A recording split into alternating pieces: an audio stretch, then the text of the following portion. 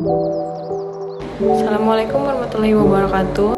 Perkenalkan, nama saya Siti Yufida Tazubani. Saya Putri Maharani Nur Islami. Nama saya Manaifulina Rosa. Saya Azalia Ardin Mutiara Zukri. Saya Abdullah. John Brothers Watson lahir pada tanggal 9 Januari 1878 di Traveler, South Carolina. Memiliki ibu yang sangat religius dan memberikan pendidikan yang keras, sedangkan ayahnya jauh dari kehidupan seperti ibunya, sehingga Watson lebih dekat dengan ayahnya. Ketika ayahnya telah tiada, hal tersebut sangat mempengaruhi kehidupan Watson. Dia melawan dan melakukan tindakan kekerasan.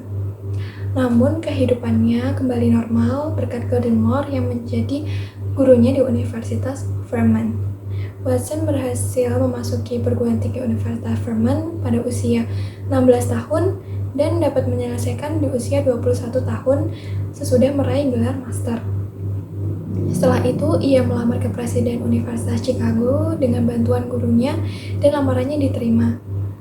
Hal ini merupakan awal dari perkembangan usahanya dalam dunia psikologi. Watson mulai belajar filsafat dan mengembangkan suatu pendekatan yang objektif dan deskriptif bagi analisis tingkah laku yang biasa disebut dengan behaviorisme. Pada saat di Universitas Chicago, Watson mempelajari binatang-binatang karena tertarik di bidang psikologi komparatif. Lalu pada tahun 1903, Watson berhasil meraih gelar PhD dari Universitas Chicago.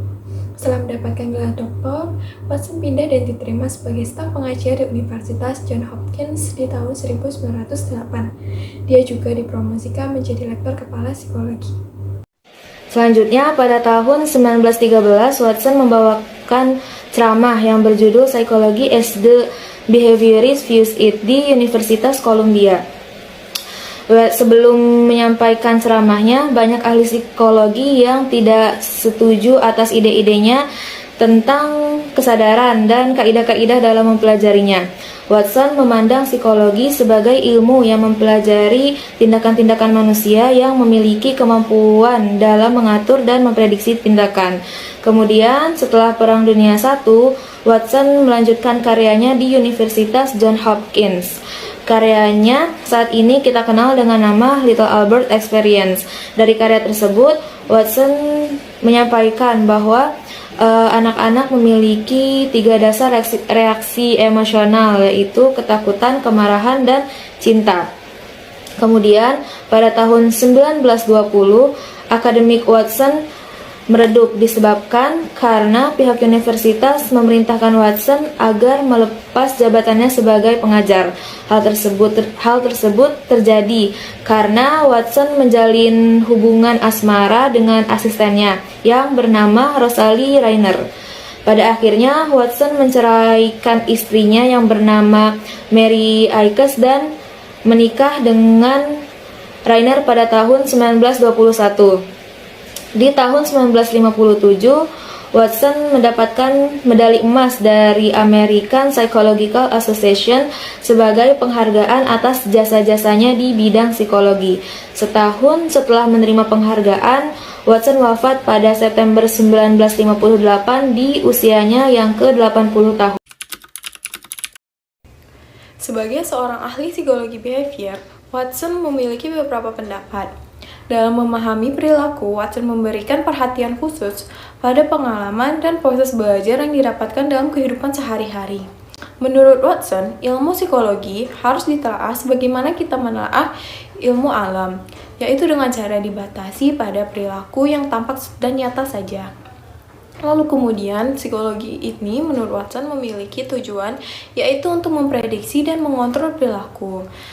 Dan tujuan ini dapat diwujudkan dengan cara membatasi psikologi sebagai ilmu yang objektif terkait kebiasaan melalui stimulus dan respon. Watson menolak metode introspeksi, karena introspeksi hanya berfokus pada hal-hal yang ada di dalam diri. Kemudian ia memberikan penekanan pada stimulus lingkungan yang tampak dan respon dari stimulus tersebut. Ia juga menekankan respon terkondisi dari stimulus sebagai elemen pembangun perilaku. Kondisi yang dimaksud di sini ialah lingkungan eksternal dalam kehidupan. Watson menolak konsep psikologi yang tanpa pengamatan dan pembuktian secara langsung. Watson juga menolak konsep insting, di mana pada awalnya ia hanya menolak karakteristik sebagai refleks anak-anak yang kemudian akan berubah menjadi sebuah kebiasaan. Tetapi pada akhirnya ia menolak secara sepenuhnya, kecuali refleks sederhana seperti bersin. Menurut Watson, cara untuk meneliti kesadaran hanya dapat dilakukan melalui eksperimen. Watson meneliti bagaimana cara makhluk hidup beradaptasi pada lingkungannya, terutama pada stimulus tertentu yang menyebabkan makhluk tersebut mengeluarkan sebuah respon. Karya-karya Watson cenderung komparatif, di mana ia membandingkan perilaku hewan dan juga karya Watson masih dipengaruhi oleh Pavlov, tetapi ia lebih menekankan pada stimulus yang mengeluarkan respon karena kondisi dan juga asimilasi kebanyakan fungsi dari refleks. Oleh karena itu, Watson dijuluki sebagai pakar psikologi stimulus respon. Watson melanjutkan eksperimen Pavlov, yaitu classical conditioning, tetapi dalam reaksi emosional, di mana Watson yakin bahwa kepribadian dapat berkembang karena berbagai macam refleks. Penelitian ini dilakukan pada tahun 1921 bersama dengan asisten penelitiannya terhadap seorang balita yang bernama Albert. Pada awal penelitian, Albert tidak takut terhadap tikus. Tetapi saat Albert memegang tikus tersebut, Watson secara tiba-tiba mengeluarkan suara keras. Alhasil, Albert menjadi takut terhadap suara keras dan tikus. Tetapi lama-kelamaan, Albert menjadi takut terhadap tikus tanpa adanya suara yang keras. Dari penelitian Watson terhadap Albert, didapatkan hasil bahwa manusia dimungkinkan untuk belajar takut terhadap suatu stimulus yang sebenarnya tidak menakutkan. Tetapi jika stimulus tersebut memiliki hubungan terhadap pengalaman buruk seseorang, maka stimulus tersebut bisa menjadi menakutkan. Lalu dari penelitian tersebut juga didapatkan bahwa classical conditioning ini menjadi salah satu faktor penyebab beberapa kasus fobia, di mana adanya rasa takut secara berlebihan dan tidak masuk akal terhadap suatu objek atau situasi tertentu. Ahli psikologi menggunakan classical conditioning ini untuk menangani masalah fobia terkait objek tertentu dengan cara menghadirkan objek yang ditakuti secara perlahan-lahan dan berulang kali ketika penderita dalam kondisi yang santai. Kemudian melalui tahap eliminasi untuk mengeliminasi stimulus kondisi, penderita dimungkinkan untuk tidak takut lagi terhadap objek tersebut. Kelebihan teori behaviorisme John Watson. Yang pertama, teori behaviorisme John Watson itu sangat objektif karena berfokus pada perilaku yang dapat diamati dan diukur dengan menggunakan metode ilmiah. Yang kedua, teori ini tuh sangat efektif dalam pengobatan berbagai gangguan perilaku seperti fobia dan kecemasan. Ketiga, teori ini memperhatikan lingkungan sebagai faktor penting dalam pembentukan perilaku individu. Lalu ada keterbatasan teori behaviorisme John Watson. Pertama, teori ini tuh hanya fokus pada perilaku yang dapat diukur dan diamati, sehingga tidak dapat menjelaskan perilaku kompleks seperti kreativitas dan keputusan moral. 2.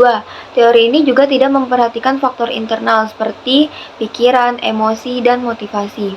Ketiga, teori ini tidak mempertimbangkan peran bawaan atau faktor genetik dalam pembentukan perilaku manusia. Teori belajarnya terkenal dengan classical conditioning, di mana ia lebih menekankan cara untuk menciptakan situasi yang diharapkan dapat menimbulkan respon pada subjek, sebagaimana yang telah ia eksperimentasi terhadap anjing, di mana stimulus asli dan yang netral dibarengi dengan yang menarik. Kondisi tersebut berulang secara kondisional, sehingga menghasilkan reaksi yang diinginkan. Ketika seseorang belajar, mereka harus memasukkan unsur pengetahuan sehingga perilaku yang dapat diperkuat cenderung berulang, sedangkan perilaku yang dapat diperkuat cenderung hilang dan dihapus. Skinner membagi penguatan menjadi dua, yaitu penguatan negatif dan penguatan positif. Perilaku manusia bisa dimodifikasi dari belajar. Melalui pengalaman dan kondisi, tindakan manusia merupakan hasil dari hubungan antar individu, lingkungan, dan tingkah laku.